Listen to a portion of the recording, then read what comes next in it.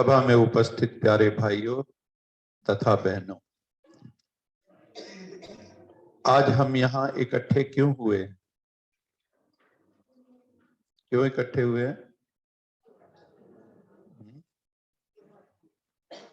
शिवरात्रि है, हमारे बापू का जन्मदिन है। किसका जन्मदिन है? विश्व के बापू का, विश्वनाथ का, और अपना भी है, सबका जन्मदिन है। बाबा कहते हैं ना, ऐसा कोई नहीं होगा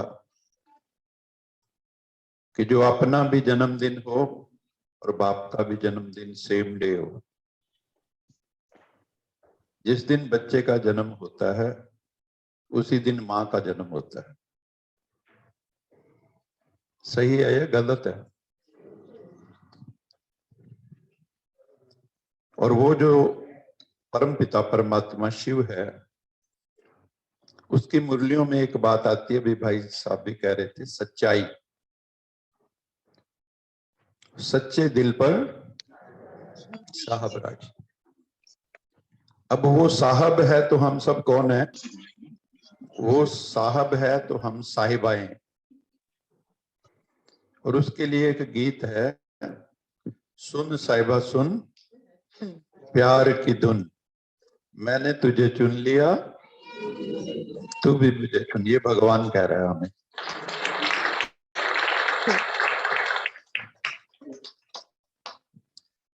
तूने मुझे चुन लिया, मैंने तुझे चुन लिया, तू भी मुझे चुन। वो वहां से आया है। नहीं तो याद करते थे, कुछ आता थोड़ा ही था। कोई ऐसा मिला हमें जो ऐसी गाइडेंस दे, जो ऐसी श्रीमत दे, जो जीवन को संवार दे, जीवन को खुशबूदार बना दे, जो मानव को देव बना दे। तो ऐसा सुंदर पिता हमें मिला है। आप सबको अपने जन्मदिन की और अपने बापू के जन्मदिन की बहुत बहुत बधाई हो।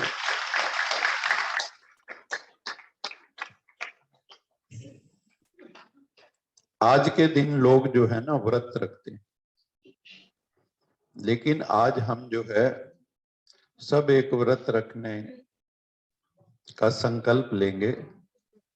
वो संकल्प कौन सा है? वो है क्रोध। क्रोध के लिए सब क्या कहते हैं? Anger is danger. और जब हम छोटे होते थे तो हमें डेंजर तो नहीं, वो डंगर कह देते थे। तो एंगर क्या बना देता है? डंगर भी बना देता है। लेकिन भगवान क्या कहते हैं कि तुम्हें एंगर से एंजल की तरफ जाना है, फरिश्ता बनना है। नहीं तो क्रोध के बारे में क्या कहते हैं कि ये तो जहर है, जहर। जिसको क्रोध होता है उसको देखा कभी कैसे तड़पता है? क्योंकि सारे, मतलब आज वैज्ञानिक कहते हैं कि सारा जो आपका खून है वो जहरीला हो जाता है, पॉइजनस हो जाता है, पॉइजनस ब्लड। उसके अंदर ऐसे हार्मोन सीक्रेट होते हैं जो नेगेटिव हार्मोन्स है,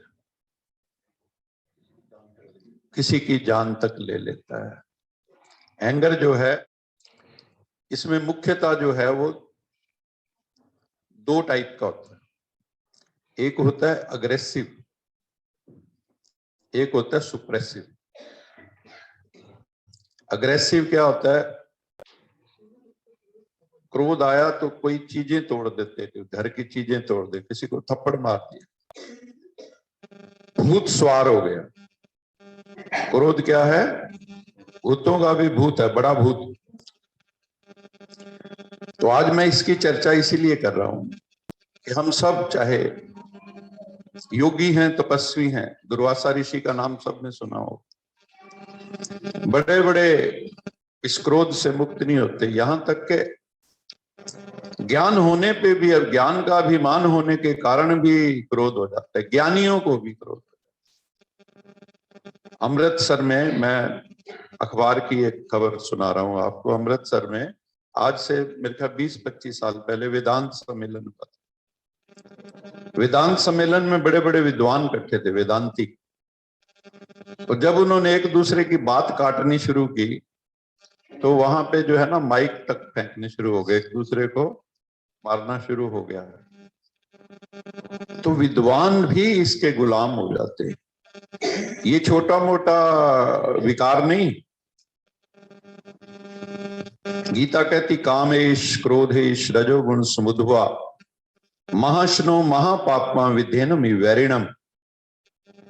हे अर्जुन, काम क्रोध, कामेश क्रोधेश रजोगुण समुद्भवा, रजोगुण से उत्पन्न होते, महाशनो कभी शांत नहीं होते आसानी से, महापापमा महापापी महापाप, विध्येनमी वैरिणम, योगियों का ये बहुत बड़ा शत्रु। तो हमें इस क्रोध से भी मोक्ष पाना है। आज के दिन मैं इसलिए उठाया क्योंकि ये बहुत ही महत्वपूर्ण त्योहार है और इस पे अगर हम संकल्प लेंगे, शुरू में जरूरी नहीं है कि आप एकदम कहो मैं सारी जिंदगी नहीं करूंगा। शुरू में कहो हम चालीसा करेंगे, क्रोध चालीसा, 40 दिन के लिए। कोई कुछ कहे, हमें क्या बन के रहना है? ठंडे, पंजाबी में कहा ठंड रख। तो कैसे बन के रहना है? कूल एंड काम। ये जो खोपड़ी है ना, इस खोपड़ी के अंदर जो है आग बरसती है। कई बार बहुत तूफान आते हैं, सुनामी आती है, भावनाओं की सुनामी आ जाती है। आप सब, हम सब अनुभवी हैं, कोई ऐसा नहीं जिसको पता ना हो। बहुत कोई रेयर लक्की लोग होते हैं, मैंने देखे हैं, वो भी जिनको ज्ञान भी नहीं होता है लेकिन नेचुरल संस्कार है, ज्यादा वो क्रोध नहीं करते। और कईयों के तो कहते इसके तो नाक पे ही रखा हुआ है क्रोध। मेरे पास बड़े केस आते रहते हैं पति पत्नी के, विशेषकर क्योंकि पति पत्नी में जो क्रोध का ट्रिगर सबसे बड़ा है। ट्रिगर किसको कहते हैं? जो रिवॉल्वर चलाते हैं, दबाते हैं ना, ऐसे हर एक इंसान के क्रोध के ट्रिगर्स होते हैं। वो बात जब भी आप करोगे उसी वक्त वो, पंजाबियों कहते हैं, पांबड़ मच जाएगा एकदम। पति पत्नी में कौन सा सबसे बड़ा ट्रिगर होता है? वो होता है तेरा खानदान ही ऐसा है, तेरे संस्कार ही ऐसे हैं, तेरे को संस्कार दिए ही नहीं। तो उससे क्या होता है? खानदान का नाम आते ही आग बबूला जमी। उनकी बात मत कर। ऐसे हर एक इंसान के ट्रिगर्स। तो आज हम सबको ये संकल्प लेना है, ये जो जहर है, और कई तो कहते हैं क्रोध क्या है? दूसरे की मूर्खता कि खुद को सजा देना। दूसरे की गलती दूसरा कर रहा है और सजा आप दे रहे हो अपने। तो दूसरे की गलती के ऊपर खुद को जो सजा देना है, ये जो है, इससे हमें बचना है।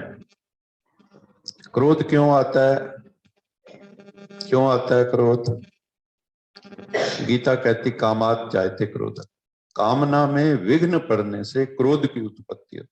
आपकी कोई एक्सपेक्टेशन है, किसी से उम्मीदें हैं कि ही और she should behave like this, उसको ऐसा करना चाहिए, लेकिन वो नहीं करता और ऐसा हो भी नहीं सकता। ये मूर्खतापूर्ण डिमांड है। भगवान ने हमें बता दिया, शिव बाबा ने क्या बताया कि हर आत्मा का गुण कर्म स्वभाव अलग अलग है, हर आत्मा की अपब्रिंगिंग अलग अलग है। आप कैसे अपेक्षा करते हो कि वो मेरे जैसा हो जाए? क्योंकि हम सारी जिंदगी खुद को ही ढूंढ रहे हैं संसार में, किसी दूसरे को नहीं। हम किसी और को नहीं ढूंढ रहे, खुद को ही ढूंढ रहे हैं। जहां हमारा विचार मिलते हैं तो वो हमें अपना सा लगता है, और जहां विचार नहीं मिलते, मेरे जैसा है कोई ऐसा, मेरे जैसा कोई भी नहीं। तो गीता कहती कामात जायते क्रोध। तो क्रोध को जीतना कैसे है, उसके लिए मैं एक छोटी सी कहानी सुना के अपनी वाणी को विराम दूंगा। एक नवयुवक तलवार चलाना सीखना चाहता था।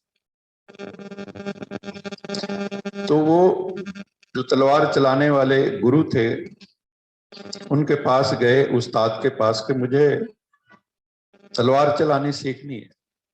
गुरु ने कहा यस, नो प्रॉब्लम, मैं सिखा दूंगा आपको, लेकिन एक शर्त है मेरी कि मैं जो कुछ भी करूं, आपने कोई प्रश्न नहीं उठाना, उसके ऊपर पूछना नहीं मेरे से कि आपने ये क्यों किया, आप मेरे से प्रश्न नहीं उठाएंगे।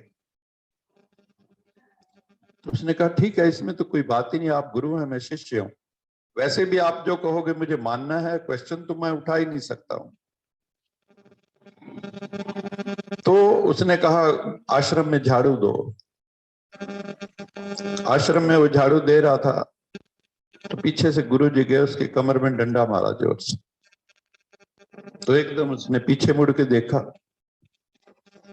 अब प्रश्न तो पूछ नहीं सकता कि ये डंडा क्यों मारा। तो फिर शुरू हो गया, फिर वो रात को सोया हुआ था, जाके कस के थप्पड़ मारा उसे, वो फिर उठ गया। ऐसे मतलब वक्त वो क्या कर दे, वो प्रश्न तो पूछ नहीं सकता था। लेकिन एक दिन वो सोचने लगा, मैं तो तलवार चलाना सीखने आया था, ये भला आदमी उसका जिक्र ही नहीं कर रहा।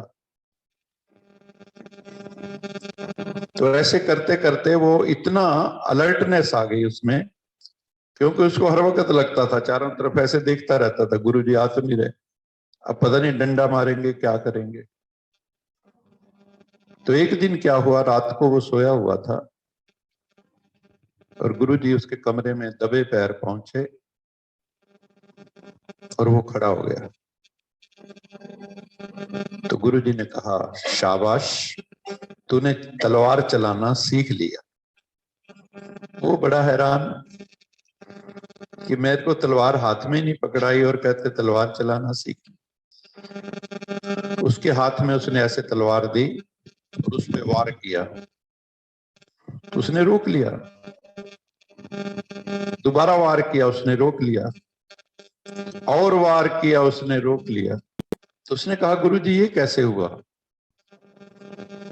मैं कैसे आपको रोक पा रहा हूं। उसने कहा तुम्हें मैंने जगा दी है,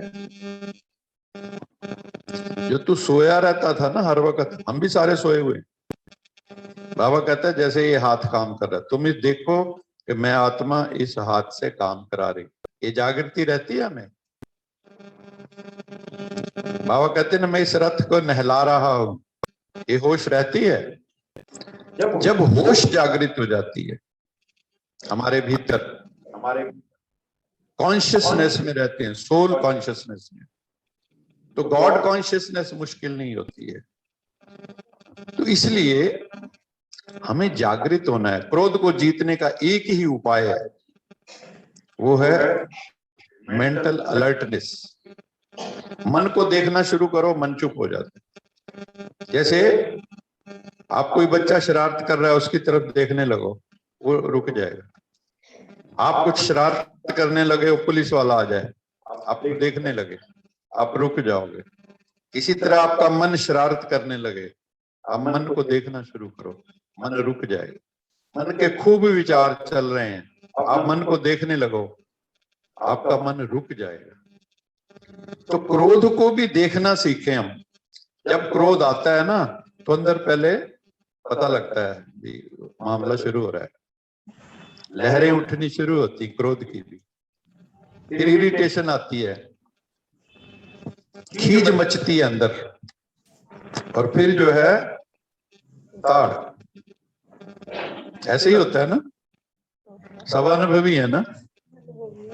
लेकिन जब वो उसका जन्म हो तो हमें वहीं भ्रूण हत्या कर देनी है उसकी। भ्रूण हत्या थॉट को पैदा होते ही जब आप देखोगे तो भी समाप्त हो जाएगा, नहीं तो उसकी जगह कोई बाबा कहते हैं पॉजिटिव थॉट लेके आओ। तो क्रोध को कैसे जीतना है? किसी भी चीज को जीतने का एक ही उपाय है, वो है उसको समझना। आपने कार चलाना सीखना है तो कार जब तक नहीं आती आप डरते रहेंगे। कंप्यूटर चलाना नहीं आता आप डरते रहेंगे कहाँ गलत हाथ में लगे। लेकिन जब आपने सीख लिया, आपने नॉलेज ले ली उस चीज की, जिस भी चीज का आप ज्ञान ले लेंगे उसको जीत जाएंगे। आज ब्रह्मा कुमार कुमारी घर गृहस्थ में रहते भी पवित्र रह लेते हैं। क्यों रह लेते हैं? क्योंकि भगवान ने उनको वो नॉलेज दे दी, भगवान ने उनको वो ज्ञान दे दिया, भगवान ने योग के द्वारा उनको वो शक्ति दे दी कि आज वो घर गृहस्थ में रहते भी ब्रह्मचर्य का पालन कर लेते। ये साधारण बात नहीं। क्यों? ज्ञान हो गया, समझ आ गई, होश आ गई, जाग गए। ये है सच्चा सच्चा जागरण, दूसरे जागरण नहीं। तो इसलिए आप सबको शिवरात्रि की बहुत बहुत बधाई हो और हम सब संकल्प लें, सब संकल्प लें कि आज एक तो संकल्प लेके ही जाओ। वो मैं हमेशा कहता हूं, एक तो 40 काटना है सब, ठीक है? जो करेंगे हाथ उठाओ। 40 ठीक है? पता है मुश्किल काम, उनको पता है मुश्किल काम है, कुछ नहीं है। ऊपर क्रोध करना है, क्रोध के ऊपर क्रोध करना है। अगर क्रोध मान लो आए भी। लास्ट बात, आज से 1976 में शिवरात्रि के दिन ही मैं ज्ञान में आया था, तो मुझे 46 वर्ष पूरे हो रहे हैं। उस वक्त मैं NDRI में MSc कर रहा था। तब से जो है बाबा के बने हैं, बाबा के कई रूप देखे, बहुरूपीय रूप देखे, बहुत अनुभव हुए, हमारे द्वारा बहुतों को अनुभव हुए, बाबा ने निमित्त बनाया। तो बहुत ही सुंदर मजेदार ये यात्रा है। ऐसी यात्रा भगवान सबको दे, सबके जीवन में खुशी के फूल खिले, आनंद के फूल खिले, मौज मस्ती के फूल खिले।